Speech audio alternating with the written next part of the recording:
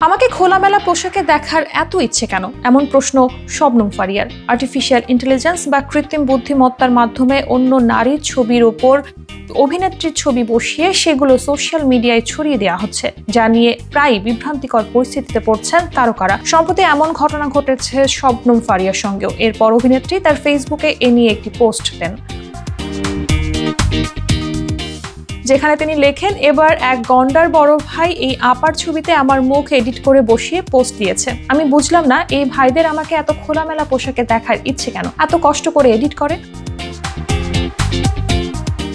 অভিনেত্রী আরো লিখেছেন, আমি তো এমনিতেই স্লিভলেস পরে ছবি দিই, ওইগুলো যথেষ্ট অশালীন না লাগায় ওনাদের হতাশা দেখলে মাঝে মাঝে আমার মন চায় এমন কয়েকটা ছবি তুলেই ফেলি। প্রমিস করলাম নেক্সট বিদেশ ঘুরতে গেলে আপনাদের এই এডিটিং এর কষ্ট কমায় দেওয়ার আপ্রাণ চেষ্টা করব। সেই পোস্টে শবনম ফারিয়া একটি ছবিও শেয়ার করেছেন, আর পোস্টে নেটিজেনরা নানা রকম মন্তব্য করছেন, আর ফারিয়াও তার উত্তর দিয়ে যাচ্ছেন মজার ছলে।